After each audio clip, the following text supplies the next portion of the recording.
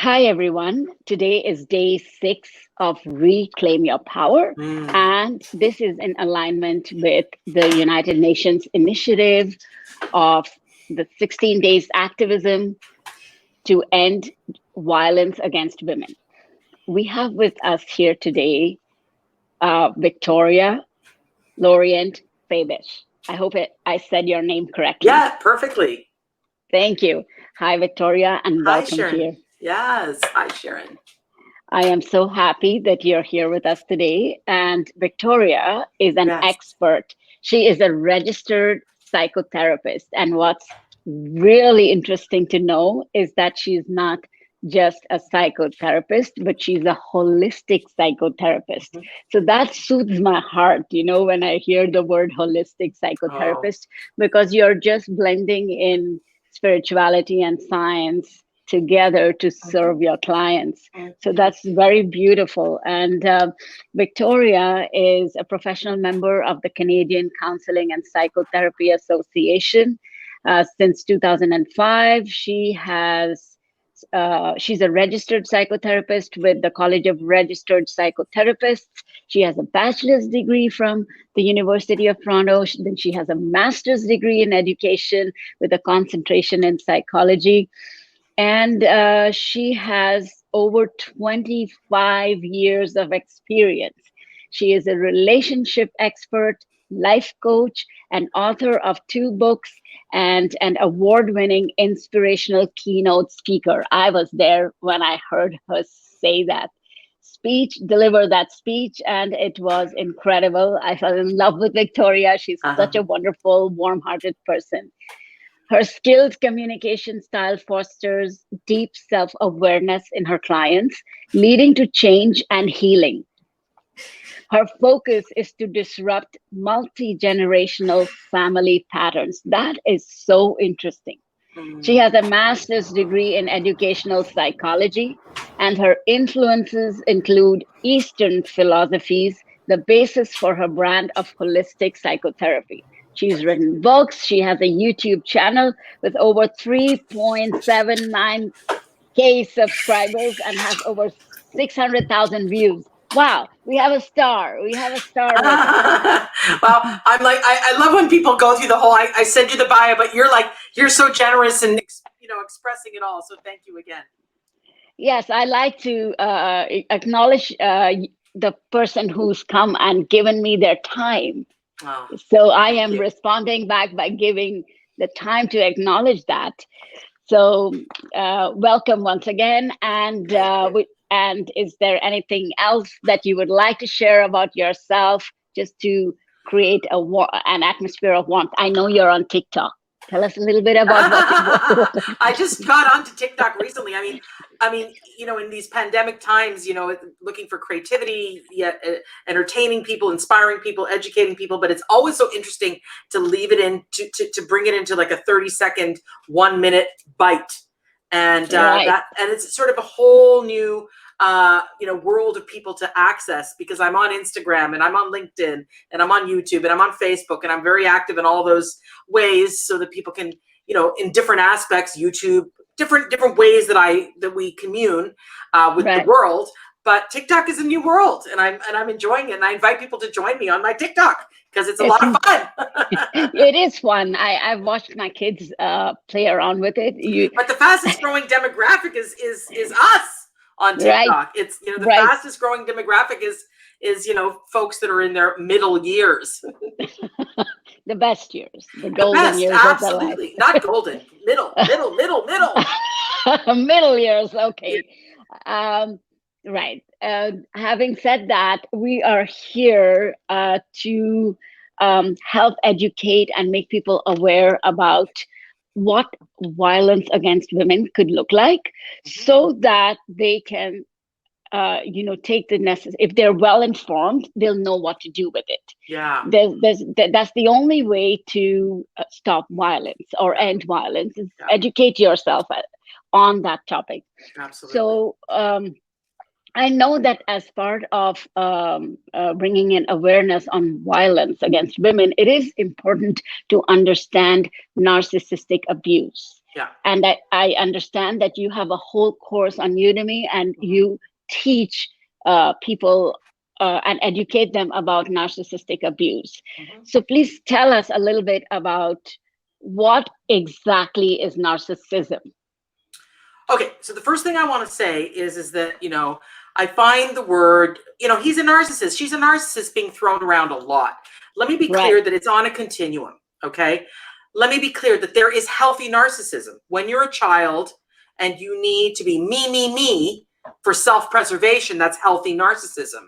When you're a person that needs to assert their boundaries, say no, take up focus, let people see you, take up space, that's a healthy version of narcissism. It's an egocentric need to either protect oneself or to advocate for oneself or to draw boundaries, be seen. I want you to know that, that aspect of self-involvement is healthy. Okay. Right. Now, everything can be a medicine and a poison. Everything can transform from medicine to poison. And that, we can see that in narcissism very much. When a person comes often from usually trauma, and then so they've got a traumatic background, maybe they are the child of a narcissist, or they experience traumatic abuse, narcissistic traumatic abuse from their own parenting, or they're at this combination of that trauma plus an aggrandizement of that person, that combo, or that coming up in a way that they're always feeling either less than, it depends, or always aggrandized. It's not clear exactly what the perfect combination to create a narcissist is, but therein lies the matrix of possibility in terms of, when you're raising a child, for example. But we digress, or I digressed. Fast forward to a narcissist that is what I would call, or what is called, a traumatic narcissist, a malignant narcissist, a community narcissist. There's many versions of the narcissist, a victim narcissist. By and large, these are people, when they're in that more poisonous aspect or pathological aspect of it, they have an incapacity. They're not capable of feeling other people's feelings, needs. They only see it through the prism of their own needs, their own feelings, their own wants. And often they're saying to themselves, I'm being victimized. I need to attack because I'm being victimized, or I need to manipulate because I'm the one who's the victim. I need to manipulate so that they feel sorry for me. And they're not saying that necessarily consciously, but that's how they're acting. And it's a survival mechanism within them. And I mean, I'm not here to have us feel sorry for the narcissists that are traumatic and poisonous, but I'm here to have you understand them, basically. Absolutely. Right. But don't mix that up with trying to save them, fix them. Right. No, you're not saving a narcissist. You're not fixing a narcissist. You're working on yourself. You're saving yourself. But that narcissist who is malignant, who is toxic, who is traumatic, who is a victim narcissist or a community narcissist, they are not responding to you as if you're like, there's no way to really change that person unless they want to change themselves. And Sharon, there's a lot of conversations in my field as to whether or not a narcissist is healable, changeable. Let me be clear. And I have a video on my YouTube called The Match Made in Hell, the Codependent and the Narcissist. I have another one about the trauma, the narcissistic parent. I have another one answering a viewer question about is a narcissist healable, and I am of the belief that if they're ending up in a therapy office with their partner, the narcissist, and they're only blaming their partner, I got their number. They're not being healed. There's nothing there that they want to work on themselves on. And so immediately I start to go, well, what about you? And they're like, they get crazy. They get angry, they get defensive, they get whatever. And we know that they don't want to deal with themselves. They're just all about the other person. So that's not someone who's ending up in therapy. But I'm saying, let's say there is a person, and I've had a couple of these people, who ends up in therapy legitimately because they want to work on themselves. And usually that's happened because everyone has rejected them. They've lost all their friends. They're desperate now. So when they're in a corner, usually that person is going to attack, or they're going to go into depression mode. And then they usually end up in a therapist's office to work on the depression. And then we start to see whether they're open to looking at themselves. Right. So it's not a slam dunk answer, but what is a narcissist? I just gave you sort of they cannot feel you. They do not see life through the prism of your feelings. They only want to win. They only want what is best for them. And they will manipulate you profoundly for you to feel sorry for them, for you to question yourself, for you to feel ashamed of your choices, for you to question your own taking care of yourself as wrong, bad, because it displeased your narcissistic abuser. Right. Right. So are they aware? Is this something they're doing intentionally, or it's they say that if a person asks the question, am I a narcissist? Am I being narcissistic here in this thing? right. Likely they are not narcissists. All right. You know, all right. If they're asking, like if someone asks me, Victoria, do you think I'm a narcissist? You know, do you think I'm but as soon as you start to ask that question, I want to know, well, why are you asking? And then if you are asking, do you sincerely want to know? You know, Right. But if they're asking those questions, usually that doesn't mean that they are necessarily an actual malignant narcissist, because a malignant narcissist will not end up in a therapy office. Certainly not my therapy office, because I'm pretty in your face about stuff. And then do they know they're doing it? I think they do, but often there's a sick pleasure. A sick pleasure that comes from knowing you have the upper hand, knowing that you were able to manipulate the person into doing what you want them to do. There's a need to win. So they get a kind of a kick out of it. A kick, a high, a good feeling, almost like I won. I have this person under. See, as soon as the partner of that person or the child of that person starts to get empowered, right? Let's say there is a profound empowerment. Let's say the child of a narcissist, right? And they start to get like, you can't affect me. Like, I don't really care what you're saying anymore. I'm not fazed by it. I'm just like legitimately. The relationship starts to either do a couple things. One, the narcissist may completely just cut you out. Well, you're no longer, I can no longer get anything from you. Right. Or the ante will be upped. The more violent it can become, the more dangerous. If they're a psychopathic type of narcissist. Now, I'm a psychotherapist, not a psychiatrist, so those would not be my people. Those would not be my clients. Okay. Essentially, people who are wanting to work on themselves, high functioning people, are the people that I work with. But my point is that these are the times when I have seen the victims of those people end up showing up in a therapy session like an office like mine, because they're now realizing they got their empowerment, and the person that they're trying to divorce, or the person that they're trying to get their kids, co-parent with, away from whatever, that's when that narcissistic abuse starts to really ramp up in dangerous ways. Yeah. So for them, it's from what I read and understood, and I think it's been a bit of my experience as well, for them having control is really big. Yes, it's big. And when they lose control, they will either cut you out or go all out. I see. And yes, and that's scary. That's very scary. It's a level of scariness that you just don't want to. There's a part of our brain, right, that we learn to be empathetic and compassionate and feel our people, right, around under like 2, 3, 4.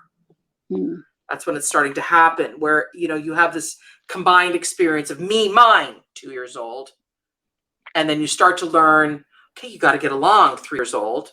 Oh, you can form relationships, 4 years old. There's the nuance of relationship starts to occur. Right. 6 or 7, we form our worldview, more or less. We start to really understand what our worldview is. And then those people who develop into narcissists, something happened in their 2, 3, 4 time, where the 2-year-old is me, mine, just perpetuated. It's like they're stuck there, me, mine, in 2-year-old format. Okay. Or 2-year-old psychology. So is narcissistic genetic? Let's say if I had a narcissistic partner, is there a possibility that any of my kids would be narcissistic? It's such an interesting question. I've been asked this many times. It's the old nurture versus nature conversation. Okay, I hear you. So, yeah, by and large, narcissistic parents will either breed another narcissist to survive that narcissistic parent, or a profound codependent to survive that narcissistic parent. Right. So it behooves the person who's operating solely in survival mode to I hope become aware and work on themselves so that they can, I think there's always hope for that kid. Right. There's always hope. Right. Unless that kid is simply enabled in their no compassion, in their manipulative tendencies, and then further traumatized and abused and sexually abused and verbally abused and physically abused. That person is going to go down some psychological roads along the lines of either narcissism or codependency. Right. Regardless, it's emotional dysregulation, right? Absolutely. Wow. And so for a layperson who does not know anything about narcissism, right. How to spot a narcissist? Yes, how to spot one. Yeah, how to spot one. Okay, number one, I want to tell you. Let's say you're in the dating world. Right. Is that a good scenario to think about, Sharon? Like the dating world. Yes. So if you're in the dating world, I want you to realize that write this list down, everybody. 1, too charming. 2, too intimate too quickly. Oh. Yeah. Too charming, fabulous, amazing, exciting to be around, super well liked in many ways. Very, very seductive in their charmingness. Too seductive, too intimate too quickly. Then over time starts to be moody, hot, cold, almost commitment phobic, gaslighting. I didn't say that. What are you talking about? You're the one that's crazy. Really? No, that's you. That's your problem. What's wrong with you? So shaming. You start to feel self-doubt with them. You start to feel emotional unsafety with them. These are all the domain of how to spot that narcissist. That is really important. But they get so seductive and they get so charming. It's like they want to bring you into their lair, into their, they want to trap you, isolate you, but show it off as you're the most special. No one will ever love you the way I love you. Oh, yes. Yes, absolutely. Okay? Been there. Yeah, exactly. Massively seductive. And they will they will be masters of looking for where are the holes in your being. So that where are the cracks in your being? And I'm going to go right for that crack. I'm going to make you feel like I'm the most important person to you. It's a very, very difficult if you don't have your self-esteem in check, your grounding clear, your sense of who you are. If you haven't worked on your shame story, if you haven't worked on your family culture abuse of self-esteem, self-doubt, body issues, work on those as you're going into the dating world, because you are prey to these people if you don't. Quite simply. Oh my God, this is so, as I look back at my life and my relationship, I walked into all this myself. So no self-esteem, guilt, shame, didn't feel good about myself, and, so broken and needy. And and all of that, and that's it. Like, those are the cracks. I had so many of them. Wow. Well, thank goodness you're on the other side of it, though, Sharon. Yes. And you're leading people with your lantern out of the cave of darkness. Right. Well, the more I can do that, the better. The intention is to not let, if I can help someone not go through what I went through, it was worth going through then. So I hear you.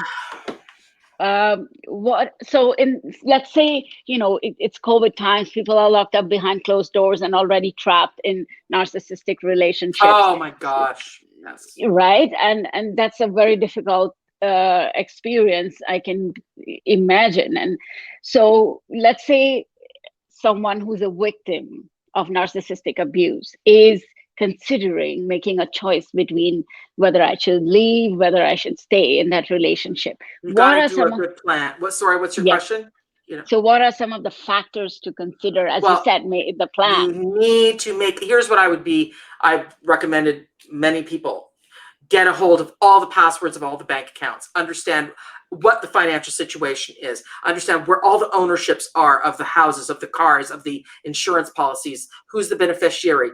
Go on a sleuthing journey. Be a sleuth. Get in there. Get clear. You almost have to be a performer for a while you're getting all this information. Make appointments at banks. Is your name on the bank account? Get yourself a therapist. Get yourself fit, strong, emotionally, physically, spiritually. If you're going to extricate yourself from this type of a human being, you need to be prepared. Right. In all the physical, financial, emotional, spiritual ways.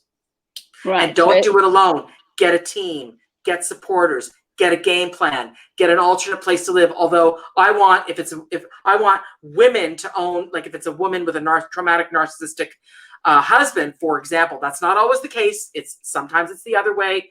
Sometimes it's the parent and the child. Sometimes it's the boss and the employee. But in the case of a female, a violence against women situation that we're focusing in on, I don't necessarily want the woman to leave the house. I want him to leave the house because I want the ownership of the house. I want, the wealth to stay with her if possible, because usually she's the one who has the kids. She's the one, and when they leave. But if you're being violently treated, you got to leave. But have a lawyer on standby. Get your financial situation in line. Get people to help you. Take time to create a team. Right. Wow. So this needs professional help. This definitely needs professional help. And, it would be unreasonable to think that, okay, I'm going to do all this all by myself, because alone is not a good idea. Right. No, alone is not a good idea. But if they can't afford therapy, there is Adult Children of Alcoholics and Dysfunctional Families. That's a really good organization. It's free. It's part of the 12-step. You can look it up online. CODA, Codependence Anonymous, free, 12-step online. There are free ways to get support. Right. Right. And get a sponsor, be with your fellow travelers, other codependents, people, other ACAers, so that you can at least start to open your mind to the fact that this is not normal, how you're being treated. Right. And learn from each other, maybe, and share the pain, understand maybe somebody else is doing something that works, that might work in your life. Mm-hmm. The one thing you can't do is give up. Right. Just don't give up. Right. Especially if you have children. We're trying to change the world one generation at a time. Right. Absolutely. And narcissists are known to violate human rights. How do we as women reclaim those rights if our rights are being violated by narcissists? What are some of the ways we could do that? Well, just like I said before, it's really about starting to awaken that you don't deserve this behavior. Starting to really psychologically ingest information, watch videos, read books. I love, books that empower the female voice. Any book that's about empowerment, anything on social. If you can't get a book, get on social media. be aligned with people there's tons of free material out there where you are starting to ingest material that counteracts the story in your head that says, I deserve to be abused. That is what you need to change at a radical foundational level. So if Right. you saw your mother being abused, understand that you can change this. It's not your fault. You don't deserve this. You are worth more. They are wrong. They are not right. You do not deserve any of this treatment. Right. Period. Right. So it starts with you. If you want to make the change, take charge. Well, and that's easy for us to say if we're not Right. in it. But Right. sometimes initially you have to start with an inner decision, an Right. inner silent, quiet decision where this is not going to effing continue. And then you're going to slowly climb your way out of by creating some support, other women, other people to support you. And then, especially in COVID times online, there's a lot of that. And then you start to plot your way out of it step by step. So and it has to be gradual. Yes, exactly. Right. Exactly. Right. Right. So let's say in the case of a partner who thinks that they don't want to leave because there's, they've evaluated the what's at stake, because there are kids involved or whatever the situation may I be. know. And so they decide to stay. So under those circumstances, how can someone who has a narcissistic partner, how can they create some kind of a structure to make the relationship work, like to work around whatever they are dealing with? No. I'm saying no. It doesn't work. It doesn't work. No, it doesn't work. I mean, the only way therapy works is if both people want to do it. Right. It doesn't work. Don't convince yourself. You can end up in a therapy office. Yeah, go spend that money. And then if all they do is blame you. No. So my point is, let's say, like how you said, there are some who are aware and who want help. Let's and they see don't. that. Yes. Let's so they see don't it. want. They don't want the marriage to fall apart. So they're willing to do the work that is needed to be done. Fantastic. If that's what they are doing, you want to let them really do that. So under those circumstances, what are some tips you would give the partner to put in place, like, healthy boundaries or privacy? What are some of the things? So let's just say that the abuser is like, okay, I really want to work on this. They're not so much of a malignant narcissist. They're a little less on the spectrum of that. Okay, cool. And they really want to start to get help. They really want to get a hold of their temper, their manipulation, all of it. Great. So you have to not enable the sick behavior. You want to enable the healthy behavior. Draw your boundaries. Say no. Take space. Think very clearly before you, like I have, again, on my Udemy, I have the codependency course, which talks about boundaries, the boundary course. There's various, forget even my stuff. There's just so much material out there. I would have people read anything by Brene Brown, Melody Beattie. There's Melody Beattie. She basically talks about codependency and she's excellent. Brene Brown. The other one is, I hate when I forget this. It's called The Dance of Anger is the name of the book. Wow. And The Dance of Anger and The Dance of Intimacy. Amazing books for you to, it's like to really ingest. I'm just going to get the Dance of Anger author. It's coming. There she is. Harriet Lerner. Lerner. Yeah. So inform yourself. Inform yourself. That is what I want to say. Very important. Educate. Educate yourself. Open your mind and work on sticking to your boundaries, your no's, your privacy, not to enable the other behavior of the person. Right. I came across this book. I'm trying to read this book. It's called The Narcissist in Your Life by Julie L. Hall. Yeah, it's great. It's an interesting book. It's an interesting book. And it speaks to precisely what we're talking about. Right, right. So, I feel, okay, let's say I never went to a therapist and I noticed all the symptoms of narcissism in my ex. Um, so why is it, I'm told that, if I stand up and in public, if I say, oh, he is narcissistic, it's something I'm not allowed to do. Yeah, I mean, there is a whole, we don't necessarily want to be shaming other people, Okay, calling them toxic. We want to call their behavior toxic.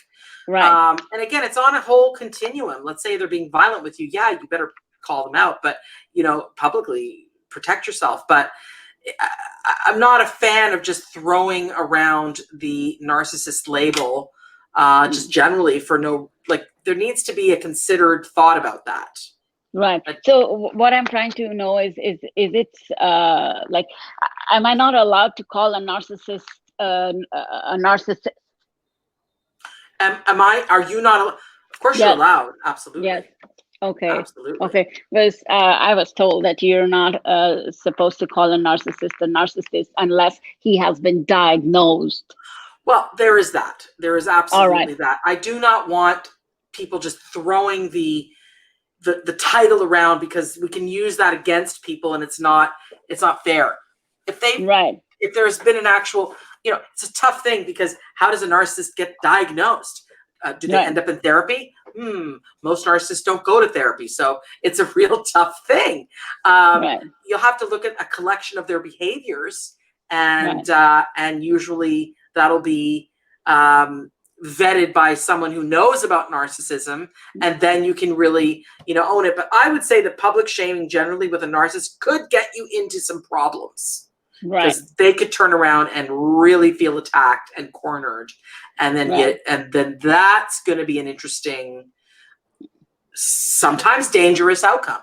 Yeah. Right. So when we say look out for the red flags, it's for you to look out and consider, but not for you to declare an open war and say, hey, you're a narcissistic. Right. Please don't. Right. Open war is never a good idea. Right. And then the other thing is, I was told that, it's important to document. I was doing that. Yeah. Document all interactions, whenever he comes, document, goes, what he keep the says. texts, keep the emails. Sometimes if it's a parent issue, like, where you've got if they're starting to abuse the kids, you can start to collect your evidence. Evidence. Right. And it's not easy though, Sharon. None of this is easy, as you know. Right. This is just so difficult. That my own experience was, there were periods of high and low. There were times when he exploded and he was really upset and he said whatever, and then the next moment he was so loving and so apologetic and so kind that it would feel like, is he the same person? Yeah. And then you think you're crazy. Yes. You think you're crazy, and that's the most difficult. If they're all bad, it's easier. But if there's loving moments mixed in with abusive, explosive moments, mixed in with apologies, it's the classical honeymoon after the abuse scenario where the abuser feels guilty and feels remorseful. But is it true remorse? Only if they show you, actually show you the path out. And that may take months and months, if not years, of absolutely holding their feet to the fire, Right. And what I noticed is that there was no consistency in his behavior, because when he's outside and there are other people there, he treat me like a queen, and he had so much praise for me. And everybody thought he was so much in love with me. My own parents thought, I thought, and then behind closed doors, it's like Jekyll and Hyde, and then behind closed doors, I'm not good enough at all. But then in front of everyone else, yes, I used to be praised so much, so it kept me in a state of confusion. And I sometimes used to feel, oh, I'm being mean, I only want to be there for the good times and not put up with him when he's human, he's having a breakdown. So And that's his way of expressing his breakdown. And that kept me going for Yeah. years because I was trying to justify and I mean, understand.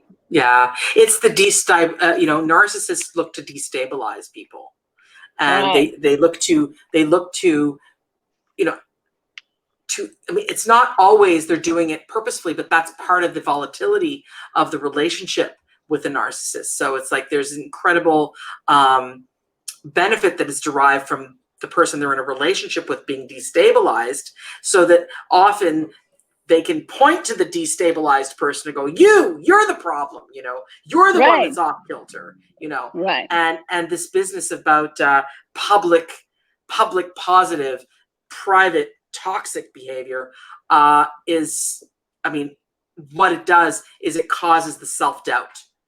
And that's Yes, why I want people to get so clear about themselves.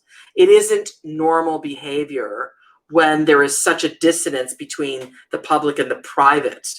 right, That is a sign. That right, is a sign.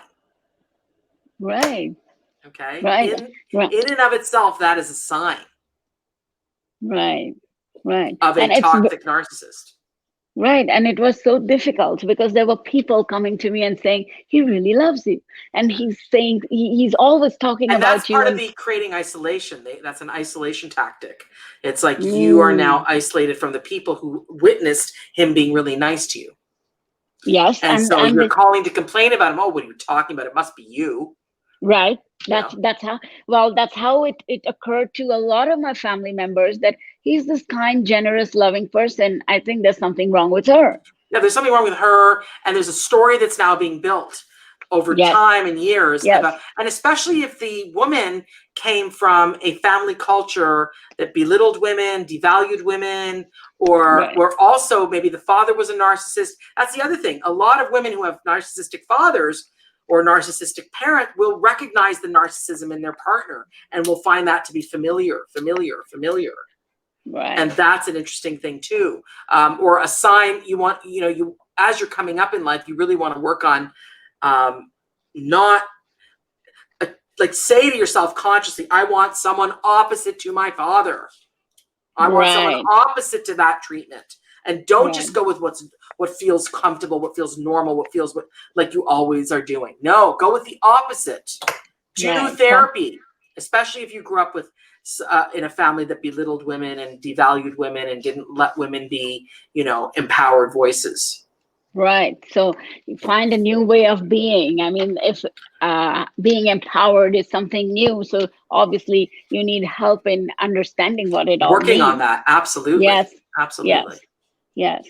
Anything else that's on your mind that we need to consider when we talk about stopping violence Yes, against women? yes. Don't blame yourself. Don't Right, shame yourself. Really work on that voice to not blame yourself. Don't shame yourself. Have compassion for yourself. Have a sense of you matter. You are valuable. You matter. You're valuable. You matter. You valuable. You are valuable. And remember that. Even if you don't believe it, say mantras. Say mantras and affirmations, affirmation. that really, really speak to your self-worth. Right, And a really, really good one is, a really great one is, there is nothing wrong with me because I have unlimited value. I am valuable. I am valuable. I have unlimited value. right. It's like being infinite. I'm infinite. Absolutely. So, I realize that now that you're saying this, and a lot of memories coming back. I remember, when I opened up to my brother-in-law and some family members, and I shared with them what was going on and what was the behavior behind Yeah. closed doors, and they figured over time that there was something not okay, but they didn't know. There was lack of education on this topic, so they Sure. didn't know that this is narcissistic behavior. All they said was, I don't think he's normal, so it was expected out of me to do To the work on him. adjustments because Yeah. I'm normal, but he's not normal. Yeah. So I'm the one who has to take the responsibility in making sure the relationship works. So you know. It's a family culture of devaluing the woman in that case, I would say. No, but even women sometimes think there was a time when, you know, being in that relationship, I was so thoroughly confused that I did blame myself. And I used to think, Mm, okay, he is doing what he's doing because he is not normal, as his family mm, members say. But why am I getting upset and reacting to that? Because, right, you know, I'm normal. I'm not like him. right, So right. what's the I difference? should be disciplined enough to not react. And be the greater person. Be the bigger And person. yes, the I bigger mean, listen, person. of course, Mm. in a normal, in a relationship with a non-narcissist who's just, you know, not a Right. non-toxic narcissist, just, you know, Narcissist. by the way, we're all a little bit narcissistic. Yes. It's not about not having that, as I said earlier. But in a case like that, yes, I want people to be less reactive. I want people to be less defensive. I teach them that type of thing. However, it's a different ball game with a toxic narcissist, with a person Right. who never ever empathizes with you, doesn't ever say sorry, doesn't ever own their shit, doesn't ever say, this must be hard for you, doesn't ever feel Mm. your pain, doesn't ever have any kind of Empathy. experience with empathy for you. And they never say sorry, and they never admit they're wrong. We got a problem there. We got a big problem Right. there. Right. So thank you so much. This is a lot of information that is helpful, and Oh, sure. And I'm so glad you asked me to do this. I'm glad we did it. I'm so glad we did it too. Thank you so much for taking out time. And even though you're busy in the weekdays, and you just took out time on a Sunday and you did this with us, I'm very sure that a lot of people listening to you speak will learn a lot of things that perhaps they didn't know, and they might have some questions. If you have any questions, please feel free to put them in the comments section, and Victoria and I will respond to that later. I'm sure Victoria will read the comments and respond to that. And Victoria, please do put down, post the links to your Yeah, YouTube videos and I courses so will. that people can benefit from learning from you. Thank you, thank you, thank you. It was wonderful having a conversation with you. And thank you, everyone who has been listening and educating themselves and helping to get more informed and aware of how to end violence against women. Thank you and have a wonderful rest of the day. Bye bye. Thank you. Take care, sweetheart. Bye-bye. Bye.